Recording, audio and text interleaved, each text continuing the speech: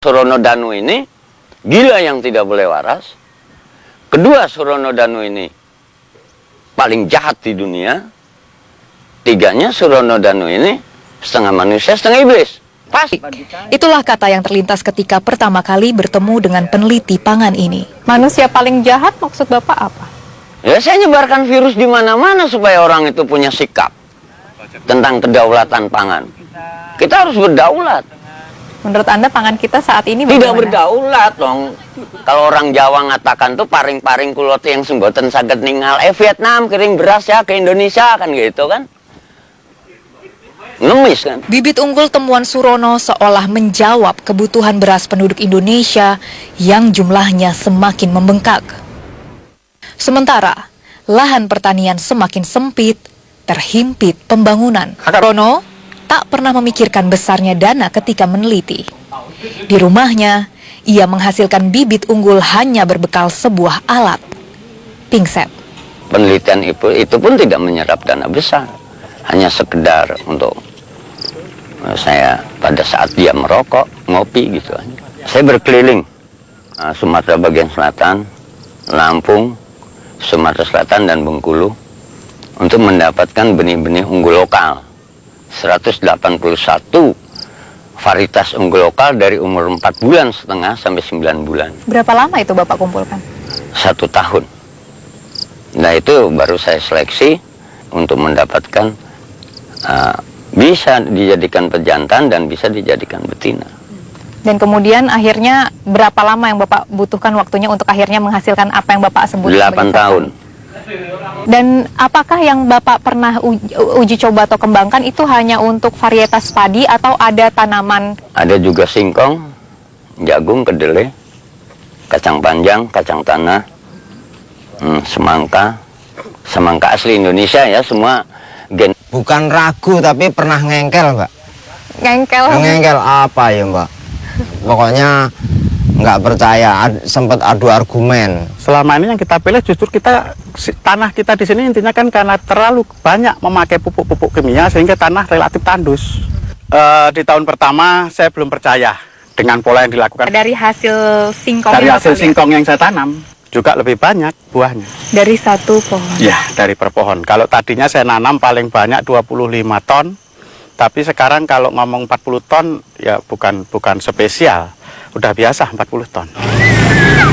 Dengan temuannya, Surono ingin mematahkan mitos yang dipercaya sebagian petani yang menyebut bibit padi hibrid impor lebih baik dari bibit lokal. Tidak tahu siapa yang salah, tapi mestinya kita salah semua. Termasuk Menteri Pertaniannya juga salah. Kenapa bisa begitu? Kenapa mendatangkan benih hybrid dari China? Yang akibatnya tahun-tahun yang lalu di daerah Klaten, di daerah Karanganyar, Magetan, di mana-mana orang merajalela. Dan petani itu bukan buruh ya, bukan buruh yang kerja mendapatkan uang. Dia bekerja bagi dirinya sendiri dan tanpa ada asuransi. Sekarang kalau diberi benih hybrid yang tidak satu gen dengan benih-benih yang kita punya, apa pemerintah mau ganti? Berapa luas yang tidak panen? Dan berapa kali mereka tidak panen? Sekarang timbul warang lorek. Orang yang dulu ada coklat, putih, hijau, sekarang ada yang belang. Udah ada mutasi gen yang baru. Untuk yang sudah ada saja kita udah payah, apalagi menghadapi yang kita belum tahu bagaimana cara membunuhnya. Bapak sudah pernah mencoba membudidayakan bibit dari padi hibrida? Sudah sekali. Hasilnya bagaimana? Yang saya dapat biasa aja, Mbak. Biasa aja. Padahal kan katanya itu bibit unggulan. Bapak sepakat dengan hal itu? Enggak juga, karena saya sudah ngalami. Jadi padi hibrida itu tidak lebih. Setelah saya tanam padi hibrida, tahun besoknya itu saya ketemu padi sertani yang produksinya menurut saya lebih bagus. Dia memang lebih tahan terhadap serangan hama dan penyakit. Hasil produksinya lebih tinggi karena saya memang melakukan perbandingan beberapa varietas. Nah, pelompok tani itu sangat kebingungan, Pak, masalah obat-obat ini sebetulnya. Ada yang menentukan obatnya ini, nanti tahun lagi ganti ini lagi gitu. Jadi sekarang ini petani sangat bingung, Pak. Nah, bagaimana caranya mengendalikan hama yang akan datang itu? Surono tak meraup uang dari bibit unggul temuannya. Bukan menemukan, Lori. Tepatnya Saya melahirkan buah pikiran. Oke. Di sini kesalahan dari pemerintah kita yang lalu mencetak sarjana. Jadi sarjana ini seperti ubin, dicetak, tidak berkembang. Saya ingin melahirkan. Dengan sendirinya akan berkembang. Dari mulai tanah Kairo, Ia berbagi tanpa berharap kembali. Ada permintaan seperti bibit sertani atau juga bibit singkong yang Gele. lainnya itu dari luar Lampung? Sangat luar biasa banyak. Cuma saya kan nggak punya areal untuk pembibitan. Bagaimana cara Bapak memberikannya, mengirimkannya kepada mereka semua? Saya selalu ngirim lewat jasa pos.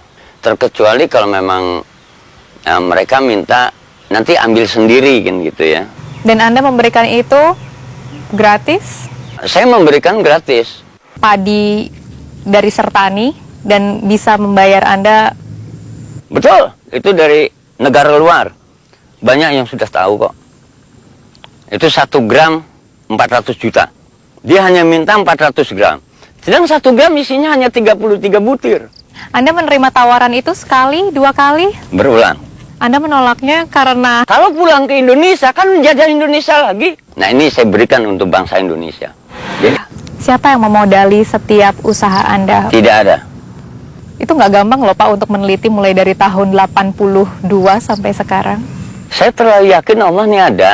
Saya diberi sel otak dan nurani sejak di dalam rahim ibu. Dan saya lahir tidak diberikan duit sama malaikat. Itu modal saya. Dan mereka juga modal saya ini.